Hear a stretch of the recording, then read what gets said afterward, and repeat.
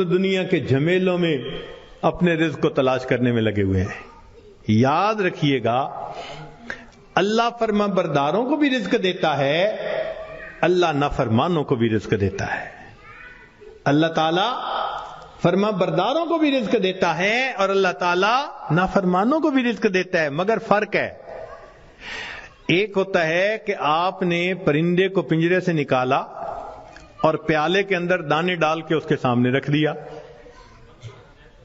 اب وہ اسی پیالے میں سے کھا رہے آرام مزے سے۔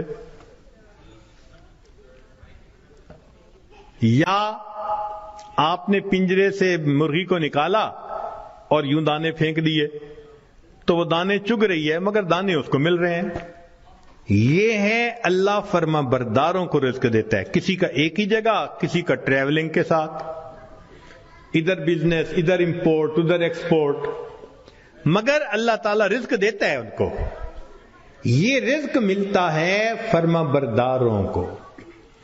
اور ایک رزق ہوتا ہے کہ آپ نے اگر چوہے کو پھنسانا ہو تو اس کو بھی تو آپ کنڈی کے اندر گوشت کا ٹکڑا لگا کے رکھتے ہیں، پنیر کا ٹکڑا، یہ بھی رزق تو مل رہا ہے نا، مگر کس کے لیے؟ کہ یہ ہمیشہ کے لیے پھنسے، قابو آئے۔ تو نافرمانوں کو بھی اللہ رزق دیتے ہیں مگر چوہے کی طرح کہ یہ پکڑا جائے گا، اس کی گت بنائیں گے۔ اب ہم سوچیں کہ ہم فرما برداروں کا رزق لیتے پھر رہے ہیں یا نافرمانوں کی طرح رزق کماتے پھر رہے ہیں۔ معاملہ تو ہمارے اوپر ہے۔ اللہ تعالیٰ فرماتے ہیں الیس اللہ بکاف عبدا، کیا اللہ اپنے بندے کے لیے کافی نہیں ہے؟ کتابوں میں لکھا ہے اے بندے، ایک تیری مرضی ہے، ایک میری مرضی ہے، اگر تو چاہے کہ تیری مرضی پوری ہو میں تجھے تھکا بھی دوں گا، تیری مرضی کو بھی پورا نہیں ہونے دوں گا، اور اگر تو چاہے کہ میری مرضی پوری ہو تو میرے بندے میں تیرے کاموں کو بھی سنوار دوں گا، تجھے رزق میں بھی وسعت عطا فرما دوں گا۔ تو اللہ کی مان کے ہم چلیں تو اللہ ہمارے سارے مسئلوں کو حل کر دیں گے، کیونکہ ہم پھر اللہ کی سرپرستی میں آ چکے ہوں گے۔ اللہ تعالیٰ قرآن مجید میں فرماتے ہیں وعد اللہ الذین آمنوا منکم وعملوا الصالحات لیستخلفنہم فی الارض، اجتماعی طور پر نیکوکار بن کر زندگی گزارنے والوں کے لیے اللہ کا وعدہ ہے۔ فرماتے ہیں میں تمہیں زمین کے اندر خلافت عطا کروں گا، وَلَيُمَكِّنَنَّ دِينَهُمُ الَّذِي ارْتَضَىٰ لَهُمْ وَلَيُبَدِّلُنَّهُمْ خَوْفَهُمْ أَمْنًا، اور اللہ ان کے خوف کو امن میں بدل دیتے ہیں۔ پھر اللہ تو وعدہ فرما رہے ہیں، وعد اللہ، اللہ کا وعدہ ہے۔ آج بندہ وعدہ کر دیتا ہے تو اتنا یقین، کیا اللہ کے وعدوں پہ ہم یقین نہیں کرتے؟ تو ہمارے زندگی کی کامیابی کا ایک ہی طریقہ ہے کہ ہم اللہ کے وعدے پر بھروسہ کر کے عہد کریں کہ اللہ آج کے بعد ہم نے نافرمانی نہیں کرنی۔ اب سوال پیدا ہوتا ہے کہ ہم صالحین میں شمار کیسے ہو سکتے ہیں؟ بہت آسان ہے، ذہن سے گناہ کے ارادے کو ختم کر دیجئے، ذہن سے گناہ کے ارادے کو ختم کر دیجئے۔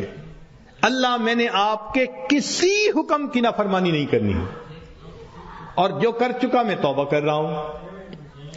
تو پہلا قدم کہ آئندہ گناہ کی نیت کو ذہن سے نکال دینا، اور دوسرا کہ اگر پھر گناہ ہو جائے تو پھر توبہ کرنا۔ بس یہ دو کام کر لیجئے۔